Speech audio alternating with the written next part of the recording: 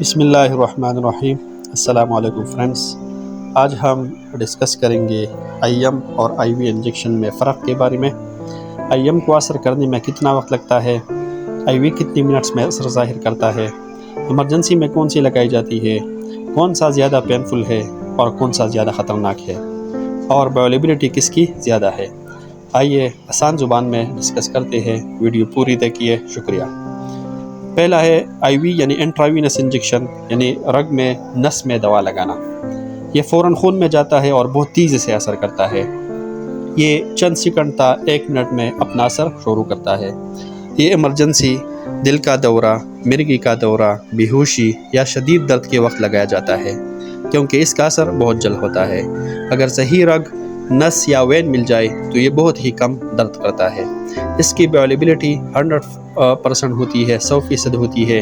Direct خون میں جا کے ریسپٹر کو اٹیچ ہو کے کام کرتا ہے، تو یہ زیادہ خطرناک ہے، اس لیے اس کا اثر ریورس کرنے کے لیے ہمارے پاس ٹائم بہت ہی کم ہوتا ہے۔ دوسرا ہے I M intramuscular injection. I M کا مطلب ہے پٹے میں دوا لگانا، جیسے بازو یا کولہے میں۔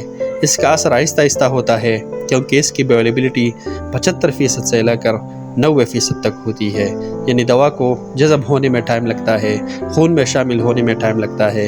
اثر ظاہر کرنے کا وقت اس کا 10 سے لے کر 20 منٹ تک ہوتا ہے۔ یہ دوائی پر منحصر ہے، اس کا ٹائم دوائی پر منحصر ہے۔ یہ زیادہ خطرناک ہوتا ہے کیونکہ دوا ڈائریکٹ پٹوں میں جاتا ہے۔ اس کا اثر ریورس کرنے کے لیے ہمارے پاس کافی ٹائم ہوتا ہے آئی وی کے مقابلے میں۔ یہ نسبتاً محفوظ ہے، مگر غلط جگہ لگانے سے نقصان ہو سکتا ہے۔ عام طور پر ایمرجنسی میں دیا جاتا ہے آئی وی انجیکشن، اور آئی ایم جیسے ویکسین یا درد کی دوا کے لیے استعمال ہوتا ہے۔